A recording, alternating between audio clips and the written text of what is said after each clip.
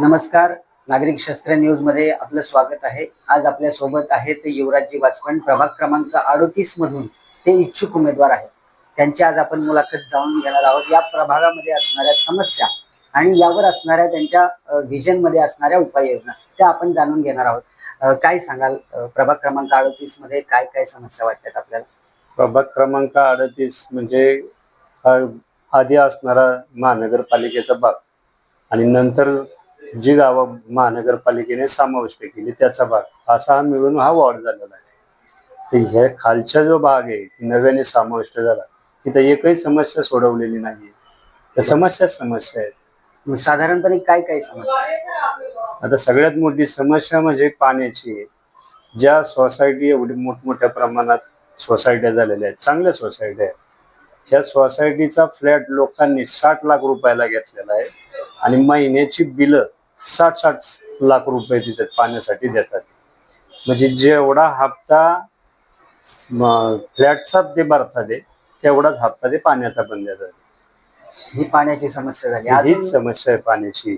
सगळ्यात मोठी समस्या हीच आहे. या म्हणजे हे गाव घेतल्यानंतर 2018च्या आसपास आंबेगावचा हा भाग महानगरपालिकेमध्ये समाविष्ट झाल्यापासून आजपर्यंत आमदारकीची इलेक्शन झाली, खासदारकीची झाली, पुणे महानगरपालिकेच्या माध्यमातून 11 गावामधनं पण एक इलेक्शन झाली, पण काही नाही झालेलं. परिस्थिती जैसे तैसेच आहे. म्हणजे तुम्ही उपसरपंच असताना जशी परिस्थिती होती तशाच पद्धतीची परिस्थिती? आम्ही ग्रामपंचायतीचं कामकाज करत असताना अत्यंत चांगली होती. ज्या ज्या ठिकाणी पाण्याच्या लाईन आम्हाला पोहोचवता येईल त्याचा प्रयत्न आम्ही करत होतो. जरी एवढं मोठं प्रकल्प उभे राहत होते त्या ठिकाणी आमची कचऱ्याची गाडी व्यवस्थित जायची, त्यांचे काय प्रॉब्लेम असतील ते पटकन सॉल्व्ह व्हायचे. आमच्याकडे झाडूवाले व्यवस्थित होते. पाणी त्यांना जर आमच्याकडनं मिळत नव्हतं तर त्याच्यावरती उपाययोजना करून देत होतो. बोर वगैरे आम्ही घेत होतो. अशा पद्धतीच्या उपाययोजना करत होतो. तुम्ही मगाशी सांगितलं की ज्या भागाला पाणी आंबेगाव ग्रामपंचायतच्या वतीने जात नव्हतं त्याला तुम्ही ठराव करून की त्या भागाची पाणीपट्टी आकारायची नाही असं काही? ज्यावेळी आम्ही ग्रामपंचायतीमध्ये मी उपसरपंच होतो, त्याच्यानंतर 2007ला मी उपसरपंच होतो, 2012ला बारका भाऊ उपसरपंच होता, 2017ला आई ग्रामपंचायत सदस्य झाली, दुसरा एक भाऊ परत सदस्य झाला. म्हणजे गेले सातत्याने 15 वर्षाच्या ह्या काळामध्ये ग्रामपंचायतीच्या हद्दीमध्ये ज्या ठिकाणी आम्हाला पाणी देता येत नव्हतं त्या ठिकाणी पाणीपट्टी माफ व्हावी त्या मार्फत आम्ही ग्रामसभेचा, ग्रामपंचायतीचा असे ठराव मंजूर करून त्या ठिकाणच्या जिथं पाणी मिळत नाही त्या भागाला आम्ही पाणीपट्टी माफ केलेली. आणि ती महानगरपालिकेमध्ये गावं ज्यावेळी गेली तोपर्यंत ती माफच होती. पण महानगरपालिकेमध्ये गावं गेल्यानंतर जो टॅक्स 1000-1200 रुपयाचा होता आता तो 8-9 हजार रुपयाचाही झालाय आणि पाणीपट्टी तर चालूच आहे. पाणीपट्टीची बिलं त्या ह्याच्यामध्ये येतातच आहे ना, ती कुठं माफ झाल्यात, कुठं काय झालंय? आता 7-8 वर्ष झाली आंबेगाव महानगरपालिकेमध्ये गेले किंवा ही जी 9 गावं आहेत ती महानगरपालिकेमध्ये गेलेली आहेत, पण त्यांना महानगरपालिकेच्या सोयी सुविधा मिळत आहेत का? मला तर अजिबात वाटत नाही मिळतात. आता माझ्याच गावाची परिस्थिती आहे तर इतर गावांची तीच परिस्थिती आहे. आता जिल्हा परिषदेचाच वॉर्ड होता, आईला उभी केली होती मी ह्या वॉर्ड मधून 2017ला. त्यावेळी आंबेगाव बुद्रुकचा भाग होता, खुर्दचा भाग होता, वरची कोळेवाडी, जांभळवाडी, भिलारवाडी, मंगडेवाडी ह्या वाड्या वस्त्या होत्यातच ना त्याच्यामध्ये. तिथे आज तीच परिस्थिती आहे ना. काही नाही, पाण्याचं काही नियोजन नाही, ड्रेनेज लाईनीचं नियोजन नाहीये, ट्रॅफिकची बिकट परिस्थिती आहे. म्हणजे हा भाग कशासाठी महानगरपालिकेमध्ये घेतला हेच आम्हाला आजपर्यंत समजलं नाही. आता तुम्ही या भागातून इच्छुक नगरसेवक आहात, जर तुम्ही निवडून आलात तर या समस्यांवर काय तोडगा काढाल? सगळ्यात आधी इथं जर समस्या असेल तर ती पाण्याची सोडवण्याचा प्रयत्न करा. सगळ्या सोसायट्या टँकर मुक्त करण्याचा पहिला प्रयत्न मी करेन. त्याच्यानंतर येईन तो ट्रॅफिकचा. ज्या ज्या ठिकाणी राष्ट्रीय महामार्गाचे जे भुयारी मार्ग आहेत त्या अत्यंत छोट्या पद्धतीचे आहेत. ज्या व्यक्तीला आमच्या परिसरातल्या ज्या व्यक्तीला सकाळी 9ला कामावरती पोहोचायला लागतं त्याला 2-2 तास आधी निघायला लागतं.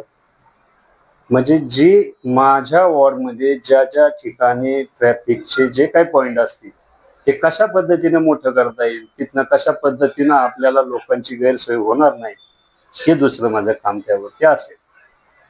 आणि आता आपण ज्या पक्षातून इच्छुक आहात त्याच पक्षातून आपल्याच गावातील 4 जण इच्छुक आहात, तर आपली दावेदारी आपण कशी जाहीर करणार? मी पक्षाच्या वतीने इच्छुक असण्यापेक्षा लोकांच्या मनामध्ये मी आहे.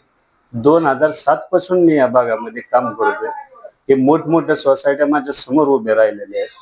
त्या सोसायट्यांमध्ये पण पहिल्यापासून जाणं, त्यांचे प्रश्न जाणून घेणं, त्यावरती जाऊन तिथं कसं सोडवता येईल हे पाहणं, इथपासून मी काम करत आलेलो आहे. त्याच्यामुळं पक्ष ठीक आहे, राष्ट्रीय लेवलला खालच्या पातळीवरती पक्षाच्या माध्यमातून तर कामं होतीलच, पण ह्या भागाची जाण असणारा, ह्या भागामध्ये काय परिस्थिती आहे, आज माझ्याही घरी पाण्याची परिस्थिती आहे, तशी सोसायट्यांमध्ये पण आहे. त्या सगळ्याला आम्हीच कंटाळलोय ना. हेच सोडवायचंय आम्हाला. पक्ष गडीभर बाजूला जर ठेवला थोड्या वेळासाठी, तर हे प्रश्न कुणीतरी सोडवले पाहिजेत ना. एक तीन नागरिक म्हणून इलेक्शन तुम्हाला ते प्रश्न भेडसावतायत. मलाच नाही, माझ्या प्रत्येक ह्या भागातल्या रहिवाशाला हेच प्रश्न भेडसावतात. 60 लाख रुपयाचा फ्लॅट घेणाऱ्या व्यक्तीने पण 16-18 हजार रुपये जर फ्लॅटचा हप्ता येत असेल तर पाण्याच्या टँकरचं बिल पण तेवढंच पे करायचं. बरीचशी लोक तर म्हणायला लागले की नको आता इथं राहायला. ही परिस्थिती केली पुणे महानगरपालिकेने आमची. 7-8 वर्षात गावं घेऊन आमची हीच परिस्थिती केलेली आहे. कचऱ्याचं व्यवस्थापन काहीच नाहीये, न कुठं मोठं असं काही आम्हाला गार्डन वगैरे असं कुठलीच सुख सुविधा आम्हाला इथं काही दिलेलीच नाहीये ना. झाले आहे इलेक्शन मात्र झाले, नेते आलेत, वेगवेगळ्या पक्षाचे पुढारी येऊन गेलेत, उमेदवार पण निवडून गेलेत, आता त्यामध्ये सगळे पक्ष आले, पण काम काय झालेलं नाही. आता तो प्रश्न जसा माझ्या मनात आहे तसा नागरिकांच्या मध्ये 100% असणार. पक्ष लेवलला उमेदवार पाहण्यापेक्षा इथल्या भागाच्या लेवलला कोण उमेदवार आहे आणि कुणी कुठल्या उमेदवाराला किती त्याबद्दल आपुलकी आहे हे पण पाहणं गरजेचं राहणार. नक्कीच. आपली मुलाखत वगैरे काही पक्षाने दिली आता ज्या सगळ्यांच्या हो हो, मुलाखत दिलेली आहे. दादांनी काही शब्द दिला? शब्द सगळेच नेते मंडळी प्रत्येक कार्यकर्त्याला त्यांच्या त्यांच्या पद्धतीने नाही, कारण देतात. का दादांचे तुमचे फार पूर्वीपासूनचे संबंध आहेत आणि जेवढ्या निवडणुका आतापर्यंत झाल्यात, तुम्ही इच्छुक उमेदवार नसताना देखील तुम्ही तिकीट आणलेलं आहे. ही या भागातली परिस्थिती आम्ही बघितलेली. नाही, दादांबद्दल सांगायचं म्हटलं तर कार्यकर्त्यांना ताकद देणारा नेता आहे. तळागाळामध्ये काम केलेलं दादांनी स्वतः आहे. दादांना कार्यकर्ता निवडता येतो, पारखता येतो. कार्यकर्त्याच्या मनामध्ये काय चाललंय हे ओळखणारा नेता आहे. त्यामुळं दादांनी मला आताच्या मुलाखतीलाही विचारलं की तुझी काही इच्छा आहे, तर मी सांगितलं माझी इच्छा आहे या इथनं. कारण का 2012ला मी भारतीय विद्यापीठ मधनं इलेक्शन लढवली होती. 2017ला मी ह्या परिसरामधनं जिल्हा परिषदेची इलेक्शन लढवली. 2012ला बऱ्यापैकी लोकांचा, नेत्यांचा असा समज झाला की ग्रामपंचायतीच्या भागातनं इकडे येऊन इलेक्शन लढवण्यापेक्षा त्यांनी ह्या भागामधनं जिल्हा परिषद लढवावी. त्याला दादांचं मत ते झालं, मी त्याला सहमती दिलेली होती. आता दोन्ही भाग एकत्र झालेत, तर दोन्ही भाग माझ्यासाठी काय नवीन नाहीयेत. म्हणजे हा ओळखीचाच प्रभाग आहे. हो, तिथेही काम केलंय, इथंही काम केलेलं आहे.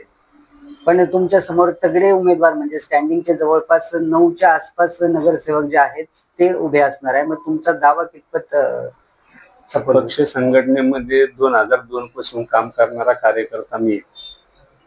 आज 20-1 वर्ष होऊन गेली, 20-22 वर्ष झाली जवळपास मी काम करतोय. ठीक आहे, मोठे नेते आहेत, त्यांचंही त्या भागामध्ये पक्षामध्ये वेगवेगळ्या पद्धतीने त्यांचं योगदान आहे त्याच्यामध्ये, पण प्रत्येक जण आपापल्या पद्धतीने मागणारच आहे ना. दोन्ही राष्ट्रवादी काँग्रेस पक्ष आता एकत्र येत आहेत, तर त्याचा काय फायदा तुम्हाला या प्रभागामध्ये होईल?